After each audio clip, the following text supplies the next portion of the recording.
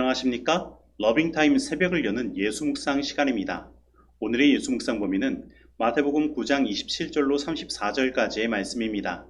오늘로 이 말씀 속에서 하루를 살아가는 데 필요한 영적인 힘을 얻게 되기를 간절히 소원합니다. 예수께서 거기에서 떠나가실새 두 맹인이 따라오며 소리질러 이르되 다윗의 자손이여 우리를 불쌍히 여기소서. 예수께서 집에 들어가시매 맹인들이 그에게 나아오거늘 예수께서 이르시되 내가 능히 이 일 할 줄을 믿느냐? 주여 그러하오이다. 이에 예수께서 그들의 눈을 만지시며 이르시되 너희 믿음대로 되라. 하시니 그 눈들이 밝아진지라. 예수께서 엄히 경고하시되 삼가 아무에게도 알리지 말라. 하셨으나 그들이 나가서 예수의 소문을 그 온 땅에 퍼뜨리니라. 그들이 나갈 때 귀신 들려 말 못하는 사람을 예수께 데려오니 귀신이 쫓겨나고 말 못하는 사람이 말하거늘 무리가 놀랍게 여겨 이스라엘 가운데서 이런 일을 본 적이 없다. 바리새인들은 이르되 그가 귀신의 왕을 의지하여 귀신을 쫓아낸다. 예수님께서 회당장 야이로의 딸을 살리시고 그 집에서 나오실 때에 두 맹인이 따라오며 소리칩니다. 다윗의 자손이여 우리를 불쌍히 여기소서. 그런데 다윗의 자손은 사무엘하 7장 12절로 17절에 나타난 다윗 언약, 곧 내 집과 내 나라와 내 왕위가 영원히 경고히 서겠다고 하신 하나님의 언약을 이룰 후손이란 뜻으로 메시아적 칭호입니다. 그래서 마태복음 1장 1절에서 예수님의 족보를 이야기할 때에 예수님을 다윗의 자손이라고 소개하고 있습니다. 그런데 성경에서 사람이 예수님에 대하여 다윗의 자손이라고 처음 고백한 사람들은 바로 오늘 본문에 나타난 이 두 맹인들이었습니다. 그리고 이것은 당시 바리새인과 서기관들이 예수님을 기껏해야 선생님이라고 불렀던 것과 대조적인 것입니다. 앞을 보지 못하는 맹인들이 오히려 예수님의 메시아됨을 알아본 것입니다. 그리고 이것은 우리에게 영적인 큰 교훈을 주고 있습니다. 우리는 눈이 밝다고 하나님을 볼 수 있는 것이 아닙니다. 귀가 밝다고 하나님의 음성을 들을 수 있는 것도 아닙니다. 오히려 나의 연약함을 깨닫고 그리스도를 필요로 하는 사람들이 예수님을 알아보고 예수님께 나아오는 것입니다. 그러므로 오늘 나의 어떤 연약함이 있다면 그 연약함 때문에 원망하거나 불평할 필요가 없습니다.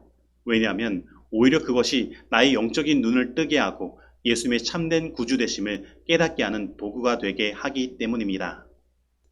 그래서 오늘 혹 어떤 연약함에서 고통받고 있거나 힘든 일들이 있다면 바로 그때가 예수님을 바라볼 수 있는 가장 좋은 기회임을 믿고 예수님께 나아가기를 바랍니다. 특별히 이 두 맹인들은 예수님께 자신들을 불쌍히 여겨달라고 요청하였습니다. 그런데 이 불쌍히 여기다라는 것은 헬라어로 알레에오인데 이것은 인간의 비참한 현실에 하나님의 자비를 부여하는 것을 의미하고 있습니다. 그래서 이 두 맹인의 이 불쌍히 여기소서라는 이 외침은 하나님의 자비를 요청하는 도움의 부르짖음이었습니다. 그리고 예수님은 그 자비의 요청을 거절하지 않으셨습니다.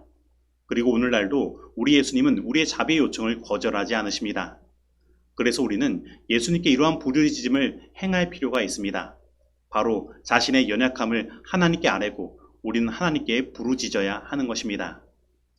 그래서 우리는 예수님께 이러한 부르짖음을 행할 필요가 있습니다. 바로 자신의 연약함을 하나님께 아뢰고 우리는 하나님께 부르짖어야 하는 것입니다. 예수께서 이르시되 내가 능히 이 일 할 줄을 믿느냐. 예수님은 그들의 자비의 초청에 그들의 믿음을 요구하셨습니다. 그리고 예수님은 너희 믿음대로 되라 라고 말씀하시며 그 자비가 그들의 삶 가운데 실현되는 방법이 믿음에 있음을 말씀하셨습니다. 그리고 예수님은 오늘 우리들에게도 이 믿음을 요구하십니다. 내가 능히 이 일 할 줄을 믿느냐. 오늘 나의 삶의 문제를 해결할 방법은 예수님에 대한 믿음밖에 없는 것입니다. 바로 믿음은 하나님의 자비가 우리의 삶에 실현되게 하는 통로이며 방법인 것입니다. 그러므로 오늘 예수님을 온전히 믿음으로 말미암아 하나님의 자비가 우리의 삶 가운데 온전히 실현되어 참된 구원과 회복이 우리 모든 삶 가운데 경험되게 되기를 간절히 소원합니다. 그리고 오늘 본문 말씀의 두 번째 부분은 귀신 들려 말 못하는 사람을 고치시는 예수님의 모습을 이야기하고 있습니다. 그런데 앞에 맹인을 고치는 것과 귀신 들려 말 못하는 벙어리를 고치는 이 두 모습은 이사야 35장 5절로 6절의 성취입니다. 그때에 소경의 눈이 밝을 것이며 귀머거리의 귀가 열릴 것이며 그때에 저는 자는 사슴같이 뛸 것이며 벙어리의 혀는 노래하리니 이는 광야에서 물이 솟겠고 사막에서 시내가 흐를 것임이라. 그리고 이것은 메시아를 통한 하나님 나라가 예수님을 통해 도래했음을 보여주는 증거인 것입니다. 그런데 눈이 있고 귀가 있어도 보지 못하고 듣지 못하는 사람들이 있습니다. 바로 오늘 본문 말씀의 바리새인과 같은 사람들이 그러한 사람들입니다. 그들은 예수님의 이적을 귀신의 왕을 의지하여 귀신을 쫓아낸다고 비난하였습니다. 그리고 그들의 적개심은 계속해서 발전하였습니다. 그들은 처음에는 마태복음 9장 4절과 같이 속으로 비난했습니다. 그러나 이제는 노골적인 비난을 시작합니다. 그리고 시간이 흐르면서 이러한 적개심은 고주가 되어 예수님을 십자가로 몰고 간 것입니다. 그래서 불신과 의심의 씨앗은 초기부터 잘라야 합니다.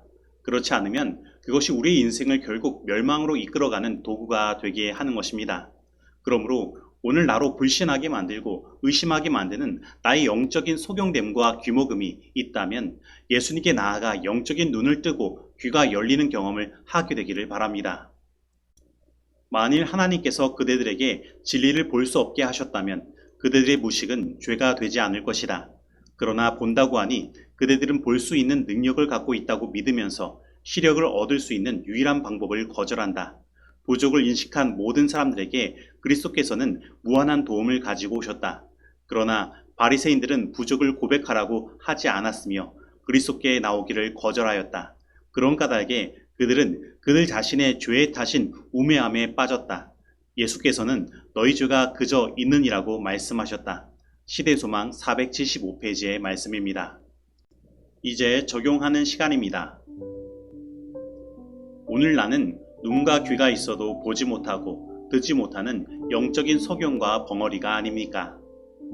오늘 나는 우리가 예수님께 자비하심을 요청하고 부르짖는다면 예수님은 반드시 그 요청에 응답하시고 우리를 구원하신다는 분명한 믿음을 가지고 있습니까?